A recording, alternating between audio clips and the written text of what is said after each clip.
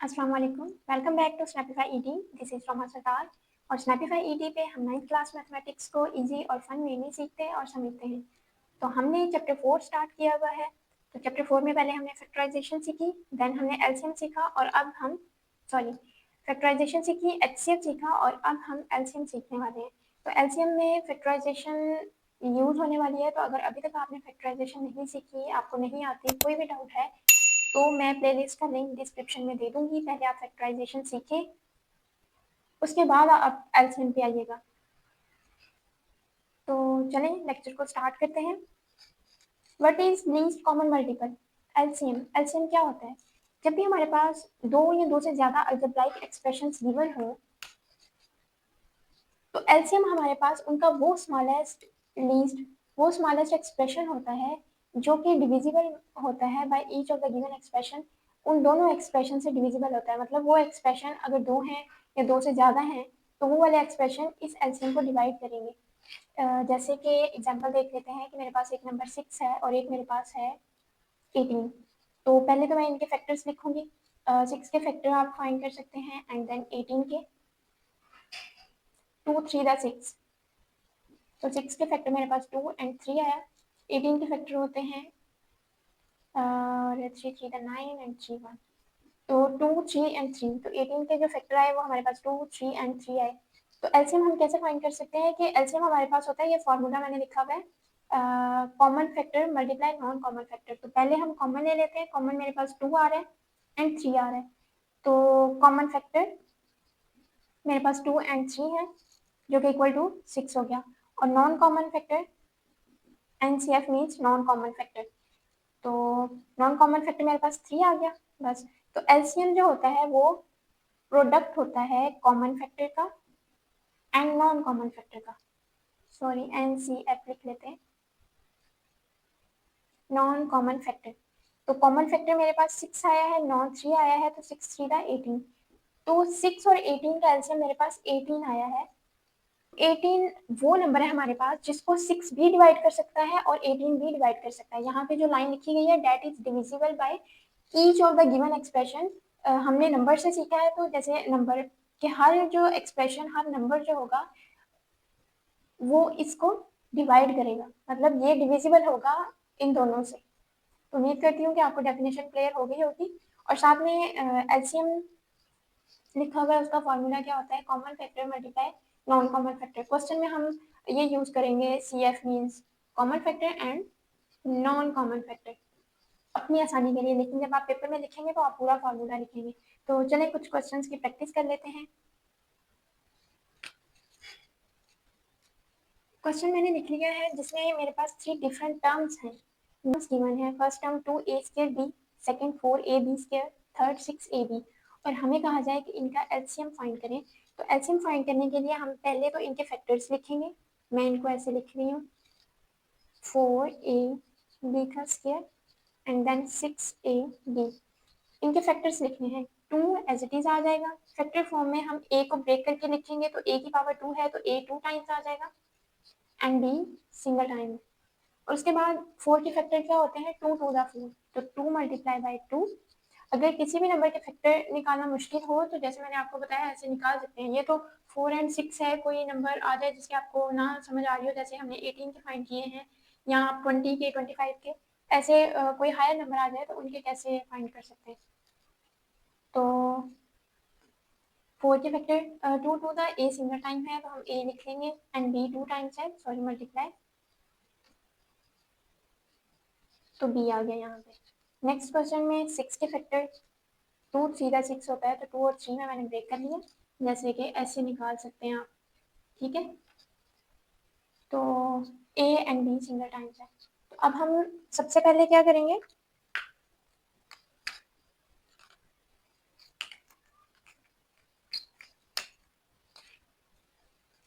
Common factor निकालेंगे। तो ये 2 आ रहा है तीनों में कॉमन, और फिर ये a आ रहा है तीनों में कॉमन एंड b आ रहा है तीनों में कॉमन।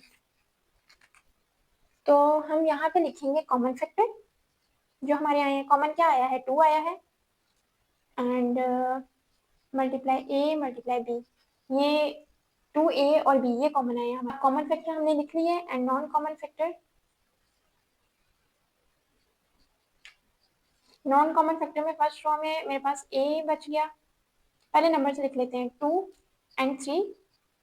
नेक्स्ट मेरे पास a बच गया और यहाँ से b। तो ये नॉन कॉमन फैक्टर आ गए, इनको मल्टीप्लाई करके लिख लें। ये मल्टीप्लाई होंगे आपस में 2ab आ जाएगा और ये होंगे तो 3 2 6 और ab। अब आपको पता है कि एलसीएम का फॉर्मूला क्या होता है हमारे पास। एलसीएम इक्वल होता है प्रोडक्ट ऑफ कॉमन फैक्टर। आप इसको कंप्लीट लिखेंगे फुल स्पेलिंग के साथ, product of common factor and non common factor.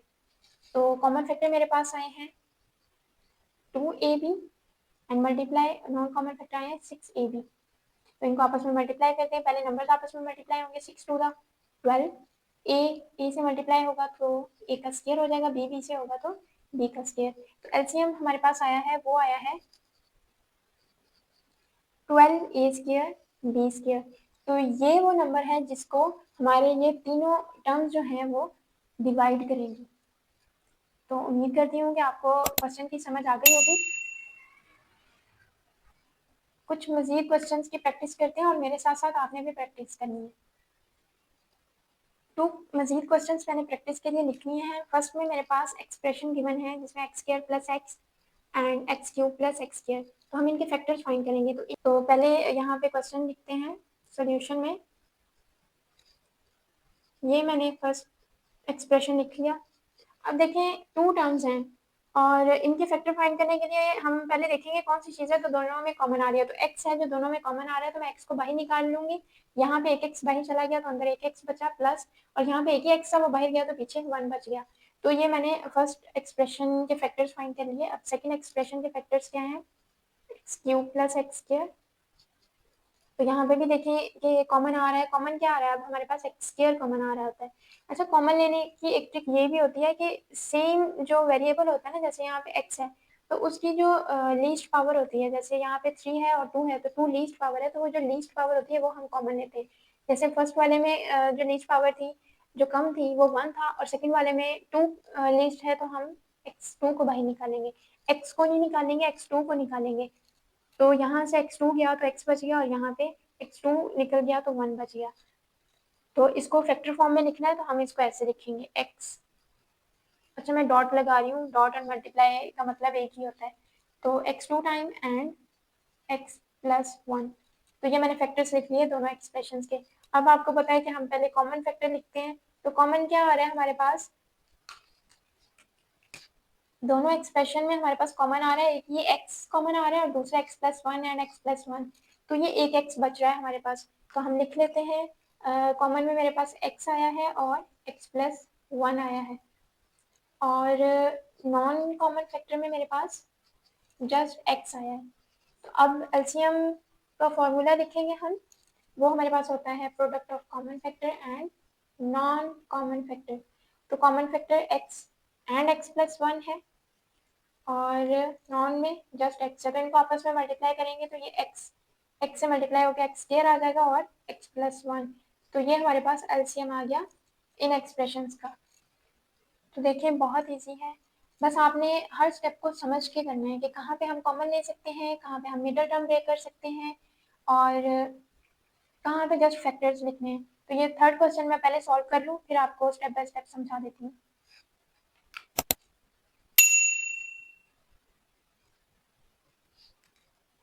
हाँ जी, नेक्स्ट क्वेश्चन देखिए, इसमें मेरे पास एक तो पॉलिनोमियल गिवन है और एक ये वाला एक्सप्रेशन गिवन है। तो ये देखिए इसमें 3 टर्म्स हैं और आपको पता है कि जब 3 टर्म्स हो और उनका फैक्टर फाइंड करना हो तो हम देखते हैं कि मिडल टर्म ब्रेक करने की कोशिश करते हैं। अगर मिडल टर्म ब्रेक हो रही है इजीली तो हम मिडल टर्म ब्रेक करके फैक्टर्स फाइंड करते हैं। तो मिडल टर्म कैसे ब्रेक होती है ये मैंने ऑलरेडी सिखाया हुआ है फैक्टराइजेशन वाली सीरीज के पार्ट 1 में। तो एक ही लेक्चर में सारी चीज़ें एक ही साथ समझाना थोड़ा मुश्किल हो जाता है, इसीलिए फैक्टराइजेशन आप वहाँ से सीखें और यहाँ से एलसीएम। तो मिडल टर्म मैंने ब्रेक की। अब -4 था तो मैंने -2 और -2 किया क्योंकि माइनस माइनस होगा प्लस साइन माइनस का और 2 2 4 है। तो जब हम इनको जमा करके लिखेंगे तो वही चीज़ दोबारा बन जाएगी। तो मैंने यहाँ से फिर मिडल टर्म ब्रेक करने के बाद मैंने कॉमन लिया। फर्स्ट टू टर्म में से ए कॉमन आ रहा था और सेकंड टू टर्म में से -2 कॉमन आ रहा था। अगेन कॉमन मैंने लिया तो a-2 कॉमन आ गया बाहर और पीछे a-2 बच गया। तो ये मेरे पास इस फर्स्ट एक्सप्रेशन के फैक्टर्स आ गए। सेकंड एक्सप्रेशन उसमें 2 टर्म्स थी तो मैंने देखा कि वहां से a कॉमन आ रहा था तो a को कॉमन ले लिया, a-2 बच गया। अब पहले हम कॉमन फैक्टर लिखते हैं, फिर हम नॉन कॉमन फैक्टर लिखते हैं एंड देन एलसीएम का फॉर्मूला अप्लाई करते हैं। तो कॉमन फैक्टर में a-2 एंड a-2 यही कॉमन आ रहा था और नॉन कॉमन फैक्टर में a-2 बच गया और यहाँ से a बच गया तो वो मैंने लिख दिया। एलसीएम में दोनों का प्रोडक्ट लिखा तो common factor and non common factor इनको आपस में मल्टीप्लाई किया तो a-2 का स्क्वायर आ गया। तो ये इस क्वेश्चन का एलसीएम है। मजीद 2 क्वेश्चंस की प्रैक्टिस कर लेते हैं। तो नेक्स्ट क्वेश्चन में देखें कि इसमें मेरे पास 2 एक्सप्रेशन हैं और इसमें मेरे पास 1, 2 एंड 3 एक्सप्रेशन हैं। तो 3 एक्सप्रेशन का कैसे एलसीएम फाइंड कर सकते हैं और 2 का आपको ऑलरेडी सिखा दिया है। प्रैक्टिस के लिए देखेंगे। अब हमारे पास पावर 4 आ गई है और 2 टर्म्स हैं। तो आपको पता है कि पावर 4 आ जाए और उनका स्क्वायर अगर पॉसिबल हो तो हम ये वाली आइडेंटिटी यूज करते हैं। तो ये आइडेंटिटी ऑलरेडी आपको आती है। ए का स्क्वायर नेगेटिव साइन बी का स्क्वायर हो तो हम उसको एक बार माइनस में और एक बार प्लस में लिख देते हैं। तो इसका भी मेरे पास स्क्वायर बन रहा था और 16 भी आपको पता है कि 4 का स्क्वायर होता है। तो जब दोनों का स्क्वायर बन रहा था ये वाली फॉर्म बन रही थी तो मैंने उनको एक बार माइनस में और एक बार प्लस में लिख दिया इसके अकॉर्डिंग। देन मजीद देखें कि ये वाली फॉर्म तो अभी भी स्क्वायर फॉर्म में आ सकती है, जैसे x का स्क्वायर हो सकता है और 4 2 का स्क्वायर हो सकता है। तो मैंने इसको मजीद ब्रेक कर दिया। इसको मजीद ब्रेक करने से एक बार ये माइनस में आ गया और एक बार ये x प्लस 2 प्लस में आ गया। तो ये वाली टर्म बन गई और एक्स स्क्वायर प्लस 4 मेरे पास एज इट इज बच गया। तो ये फर्स्ट एक्सप्रेशन को सॉल्व करके मेरे पास ये 3 फैक्टर्स आए उसके। Then x cube minus 4x है तो एक्स क्यूब माइनस 4x है तो इसमें तो आपको सिंपली नजर आ रहा है कि x कॉमन आ रहा है तो मैंने यहाँ पे x कॉमन लिया, x square minus 4।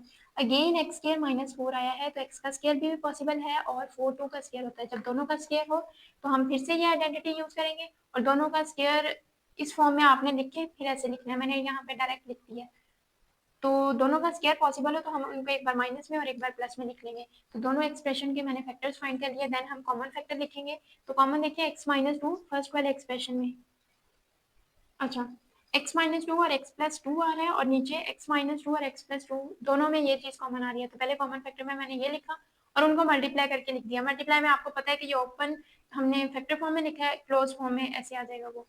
Non common factor में मेरे पास फर्स्ट टर्म में एक्स स्क्वायर प्लस 4 बचा और सेकंड वाले एक्सप्रेशन में जस्ट x बचा।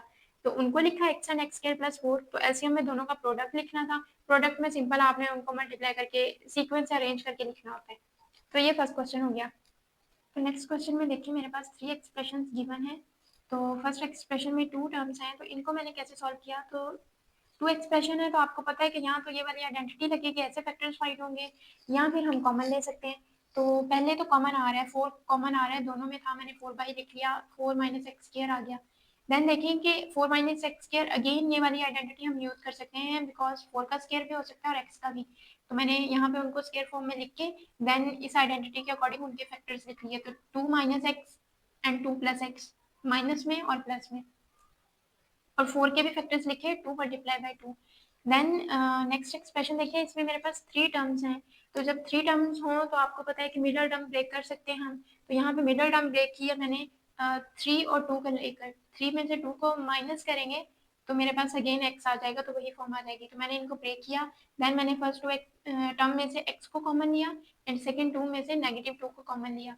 तो अब यहाँ पे x प्लस 3 कॉमन आ रहा था वो कॉमन लिया। देन x-2 बच गया उसको भी लिखा। तो ये मेरे पास सेकंड एक्सप्रेशन के फैक्टर्स आ गए। अच्छा, यहाँ पे मैंने ना नेगेटिव साइन कॉमन लिया सेकंड एक्सप्रेशन के इस टर्म में से। x-2 आया हमारे पास तो मैंने 2 माइनस माइनस कॉमन लेके जब माइनस कॉमन लेंगे तो 2 पॉजिटिव हो जाएगा और x नेगेटिव हो जाएगा। तो 2 पॉजिटिव हो गया मैंने पहले लिख दिया और x नेगेटिव बाद में लिख दिया।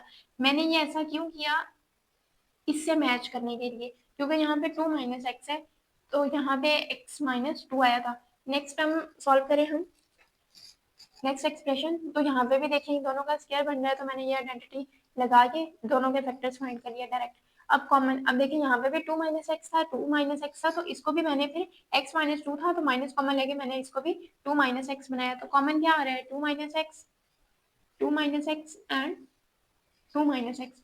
तो ये कॉमन फैक्टर ले लिया मैंने। नॉन कॉमन फैक्टर में मेरे पास ये 2 आ रहा है, एंड देन यहाँ से ये वाला 2 प्लस एक्स एंड ये वाला 2 प्लस एक्स, मैंने सिंगल टाइम लिखा है इसको, एंड देन यहाँ से मेरे पास नेगेटिव एक्स प्लस 3 बचा तो वो लिख लिया नॉन कॉमन फैक्टर में।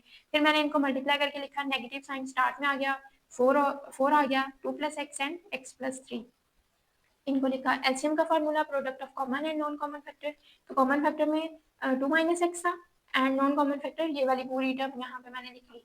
फिर इनको सिंपली मल्टीप्लाई करेंगे, -4 स्टार्ट में आ गया, 2 minus x and 2 plus x, एक टर्म नेगेटिव है एक टर्म पॉजिटिव है, सेम है, तो इस आइडेंटिटी के अकॉर्डिंग पहले फैक्टर्स में लिखे हुए हैं, तो क्लोज फॉर्म में ये a का स्क्वायर माइनस b का स्क्वायर मतलब 2 का स्क्वायर माइनस x का स्क्वायर, तो 2 का स्क्वायर 4 हो गया और माइनस x का स्क्वायर आ गया, तो मतलब तो मतलब ये कि मैंने इन दोनों को मल्टीप्लाई करके यहाँ पे लिखा, क्लोज फॉर्म में लिख दिया, and then x plus 3 as it is बच गया, तो ये इस क्वेश्चन का एलसीएम आ गया। ये थोड़ा ट्रिकी है और नहीं भी ट्रिकी इसलिए कि यहाँ पे थोड़ा सा मैंने स्टेप चेंज किया है, नेगेटिव साइन को कॉमन लिया है अपनी फैक्टर सेम बनाने के लिए, ताकि मैं कॉमन इजीली ले सकूँ। तो ये आज का लेक्चर था, उम्मीद करती हूँ आपको समझ आई होगी। अगर कहीं पे भी कोई भी क्वेश्चन है, कोई भी डाउट है, तो आप मुझसे इजीली कमेंट सेक्शन में पूछ सकते हैं। तो अगर आपको वीडियो पसंद आई है तो वीडियो को लाइक कर दें, चैनल को सब्सक्राइब कर दें और अपने दोस्तों के साथ शेयर कर दें। अब मैं आपको प्रैक्टिस के लिए क्वेश्चन लिख देती हूँ विद आंसर, आपने लाजमी उनकी प्रैक्टिस करनी है और साथ में आंसर भी मैच करने हैं। तो ये 2 क्वेश्चन आपकी प्रैक्टिस के लिए लिखे हैं, फर्स्ट में सिंगल टर्म्स हैं, तो इनको आपने सॉल्व करना है और इनका आंसर मैंने सामने लिख दिया है, तो ये आंसर आपका आना चाहिए एलसीएम का। और सेकंड में मेरे पास 3 एक्सप्रेशन गिवन है, तो इनको भी आपने सॉल्व करना है और इनका ये वाला आंसर आना चाहिए। तो मिलते हैं नेक्स्ट लेक्चर में एक नए टॉपिक के साथ, तब तक के लिए अल्लाह हाफिज़।